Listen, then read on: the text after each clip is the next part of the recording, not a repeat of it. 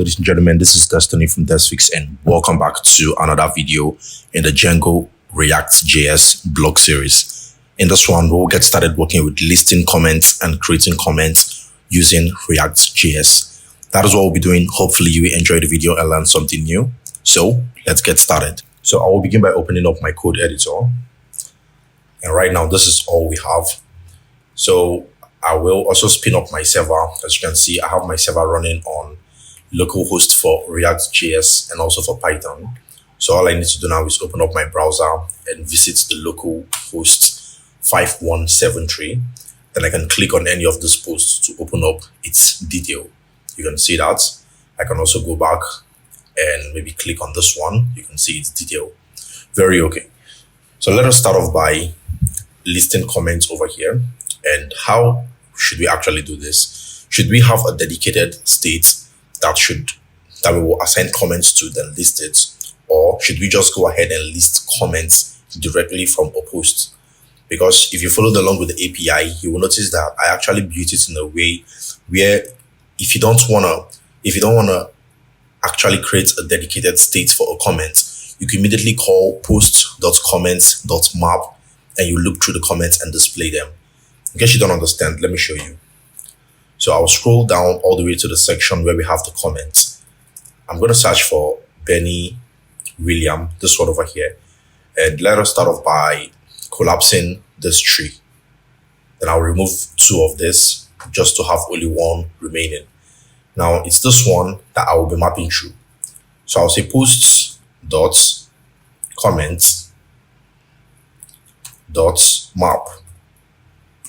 Map.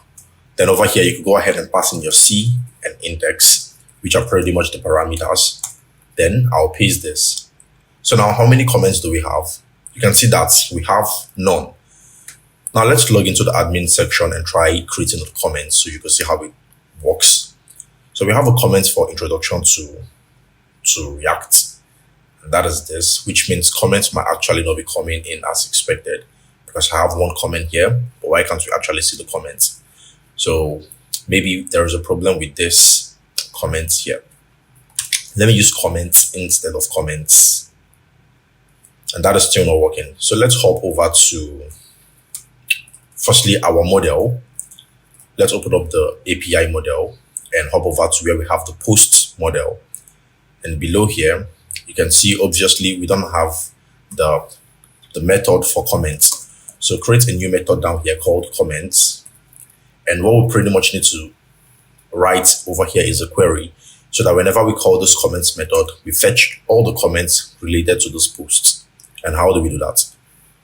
All you just need to do is return post, not that, return comments, the object, the filter, where post is equal to the post that we are currently viewing. I hope that makes sense. So with this now, you can take this comment, open up Serializer, and look for the post Serializer, which is this one here. Now, all you want to say is comments should be equal to comment Serializer. Then over here, you want to say many should be true, just like that. So if you don't pass it in here in the Serializer, there is no way it will be communicated back to the front end. So please do not miss that. Now that we have done this, get back to the detail. Remember, I changed this from comments with an S to comments without an S. So put back the S over here. And now can you see one comment coming in? Perfectly okay. Let's go ahead and sign up a new comment, or rather create a new comment.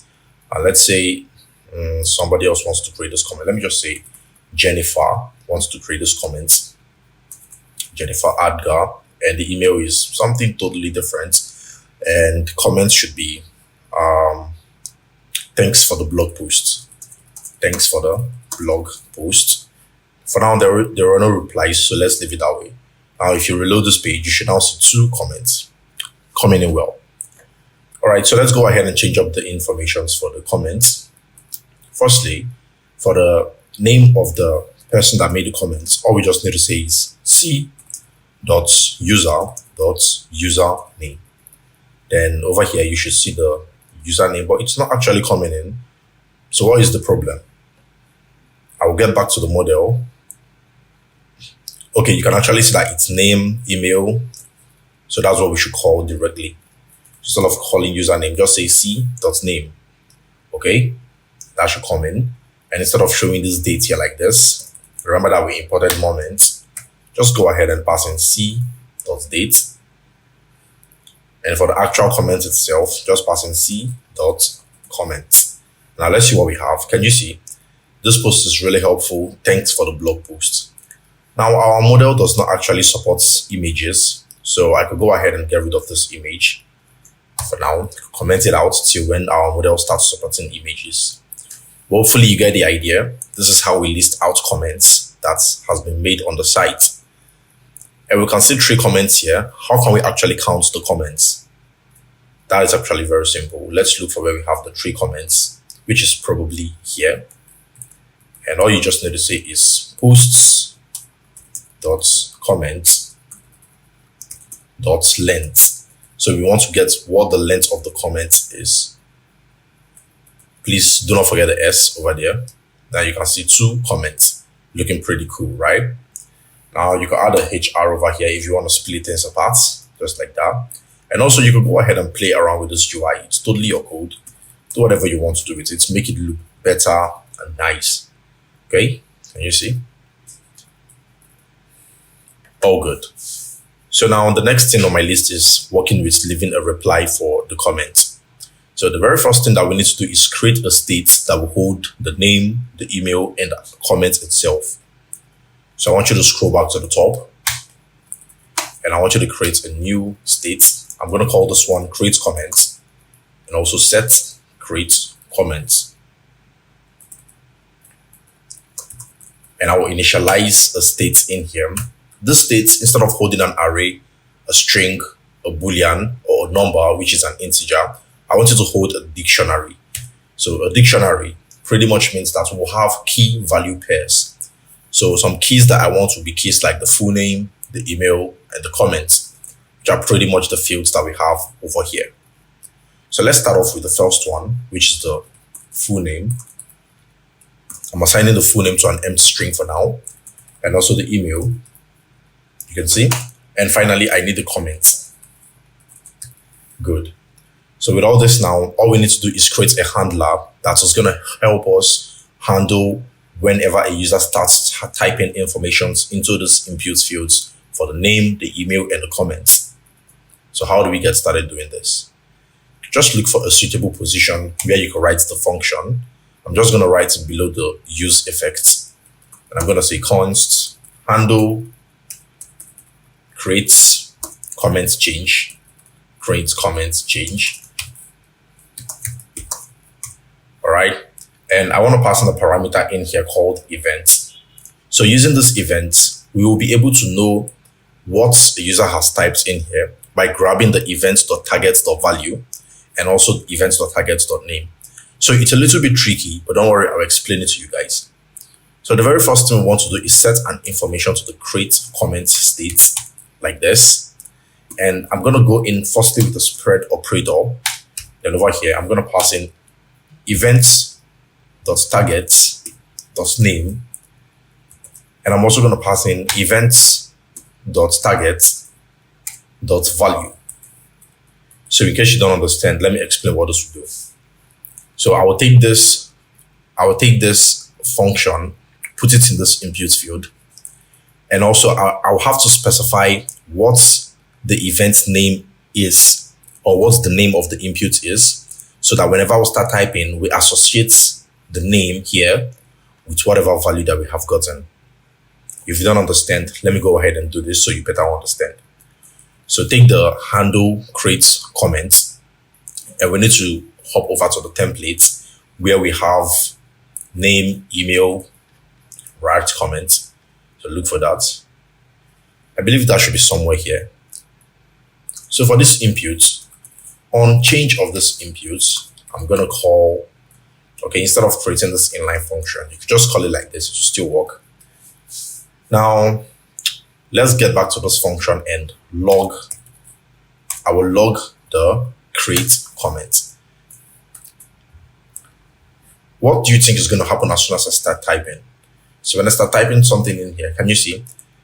It's in the name, But why is he not actually putting in this name in there? So this is Destiny. Why did he not put Destiny in the string for the full name? Why? If I type something in the email, nothing will happen because I haven't added that unchange to my email input. So let's go ahead and add it to email and also to comments. This will help you better understand. So now when I start typing my email, see, why is it not actually appending this email into this email here? That is because this function called handle creates comments will only be able to identify what you're typing on, what input you're typing on, and actually know how to append it to the state if only you have told the input what name that it should use. So over here, just put a name, and this is the full name, right? And as soon as I start typing, I want it to save to this full name here, right? So I'm going to call it exactly this full name that I called it here. Just put that here and save. So right now, when you type Destiny, what do you notice? See, it's now typing in the full name. Forget about this one that we initially had. That one is showing up there just because of the spread operator. So in case you don't know what spread operator means, it's pretty much a way that you can use to preserve the state, or pretty much preserve what you initially had in the state, then add new informations. How about we don't have the spread operator here? What is going to happen? As soon as I start typing, you can see that it clears everything that we have over here for the state. When I hop over to the email and start typing, can you see? It also clears everything and starts afresh. But with the introduction of spread operator, it will keep track of what you have typed before and start typing another one while saving what you have previously done. So that is one of the good sides of the creates of the spread operator. So now that we have done this, let's go ahead and add the name to all these inputs. So this one is the full name. This one is going to be the email. And this one is going to be, what did I call it? I think I called it comments. So let's hop over to the top. Yeah, I called this comments, then save this. So now we need to check this out to see how it works. I'm going to put in my name over here, Destiny Franks. I'll put in my email, desfix@gmail.com. Can you see now? Okay, let's see what's going on. So can you see it's now appending the full name here, the email here. Forget about this one. This is because of the spread operator. Remember, I told you that to preserve whatever that we've had in the state initially. And also for the comments, whenever you start writing your comments, can you see it creates a new one for comments and it saves the comments in there. Good. So now whenever we call create comments.fullname or create comments.email, we'll grab everything that we have typed over here. Now that we have everything that we've typed over here, let's go ahead and send it to an API, right? Because that's the most useful thing that we could use those informations to do. So how do we do this? Let's hop back to the handle create comment change, and just down here, I want you to create a new one. Create handle create comment submit.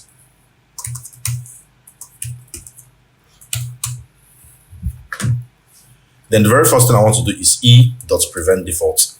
You should only put e.prevent default if your inputs are in a form, okay? Because as soon as I submit this form, I don't want to reload the page. Can you see? It's reloading the page. The default behavior of a form when it gets submitted is to reload the page. And I want to disable this default behavior that reloads the page. So what you want to do is pretty much come over here. Just like we added events over here, you should add events. Then say events dot prevent default, just like this. So now if you take this handle creates comment submit and put it in this form for the comment by adding on submit, then you put that function there. If you get back here and hit this post, see, can you see that it's no longer refreshing the page? And also one cool thing that we could do is over here, we can then go ahead and log create comments dot full name, create comments dot email, create comments dot comment. So now when we enter the full name, Destiny, I don't want to log it again like this. Okay. Let me reload the page. So when I enter my full name, Destiny Franks or Destiny Sam, whatever, and I enter my email, my jstore@gmail.com, and I enter a comment, thanks. And I hit post comment. Can you see that it now logs Destiny Sam, my JSTOR, and thanks, which means it grabs everything when you start typing, saves it to the states. What this one does is it grabs all the information and logs them. This is very simple and straightforward. So now that we have all those informations, how about we send this to an API to then actually create the comments? Let's firstly construct the JSON object for this. And the backend expects a couple of things. Firstly, it needs post ID. So I'm going to call this one post.id. I don't know if you understand what's going on here. If you followed along with me when I was writing the APIs, I would have said something like the backend is going to be, or the front end is going to be sending the post ID with a key called post_ID. So that's exactly what we are doing here now. Let me show you the API so that you better understand. I'm going to look for create comments. Can you see? This is the post method that we overrode. Now, post ID, name, email, and comments. Request data pretty much means that the front end is going to be sending this information to us. So we need a way to grab this data from the front end and make use of it. Now, this is the front end that we actually have been calling or saying that it's going to return something to us. Now it's about to return something. So can you see this post ID here? This one that's in a string here. This one, it will be whatever this one here is called. I don't know if it makes sense now. Then this post ID will be the value that will be attached to this key. This is just a key. This is a value. I don't know if that makes sense. Now we also need to pass in the name. Now remember how we did all this once. It's going to be create comments dot full name and also create comments dot email, and you should not forget to also pass in the email. And then we also need comments. So this one should be create comments dot comment. All good. So now we have our JSON that's ready to be sent to an API. Now I'm going to say const response should be equal to await. If I'm going to be using await here, then I need to make this function an async function. Okay. So await API instance dot post. Why is it a post method? That is because you can obviously see that API is expecting the post method here. So then we need to make sure that it's a post method a post request that we're going to be making. The name of the API is post/comments-post/. And if you don't think that's true, you can hop over to the API URLs again and confirm that. See, post/comment-post. So now I'm going to get back to the detail. And as soon as everything goes well, let me log the response. And you could also go ahead and toast. Remember, I imported toast. Did I actually import toast? I don't think I imported it. So import toast from //plugin/toast. Good. So now down here, we will toast by passing success, and also the title is going to be comments posted. Good. This is what I actually told you guys initially. Now, if you want, you can go ahead and clear out everything that we have here. Clear all this out. So to do that, you need to say set create comments, then name, not name actually, full name should be empty string, email and comment should also be empty string. Now you might be thinking that this is going to work to clear everything out, but it won't actually. That is because if you wanted to clear everything out as soon as you save or as soon as you send the comments, make sure that the value of this input is associated to the state. So create comments dot, this one is going to be full name, this one is going to be email, this one is going to be comment. All good. All right, guys, so let's go ahead and test this out. I will post comments. All right, then I have an issue. Let's see what's going on. 500 internal server error. So post ID, key error post ID. So that's the problem. We might actually have a typographical error. So let's see what's going on. Post underscore ID. All right, can you see? That's my mistake. I actually made a call here. The backend is expecting a couple of things to come in. Imagine that you're expecting some friends to come over. And okay, let's say you're expecting some friends to come over as soon as you make a call or as soon as you drop a message in the group chat. Let's say you guys have actually talked about this 2 days back. As soon as you drop a message on the group chat, everyone should come over to your place. And then you drop the message on the group chat, but no one is coming over. Unknowingly to you that you didn't actually drop the actual message that should signify that they should come over. I hope that makes sense. That is just what happened over here. We are making a call, but you're not actually giving it the data that it should use. So please go ahead and pass in JSON here and run this again. And let's see what's going to happen. Click on this. There you go. Can you see comment posted? Good. So now if you hop over to your backend and reload this page, can you see? Thanks. So now if you reload this page now, you'll see the comments show up over here. 3 comments coming right in. All good. So if you want to automatically show all the comments immediately as soon as you create the comments, then you could go ahead and call the fetch post function, which means if you come over here, you could put another name, you could put another email, and you could say good. And as soon as you post those comments, you will see 4 comments. Post, see, automatically 4 comments, and we get the comment without reloading the page or performing any operations. That is pretty much it. List comments and create comments working perfectly well and off our list. In the next video, we'll get started working with liking a post or probably bookmarking a post, and we'll continue from there. Hopefully you enjoyed this video and learned something new. If there is something that you don't understand, let me know in the questions section below, and I will be more than happy to help you out. Also, I would highly recommend that you check out nestblog.app.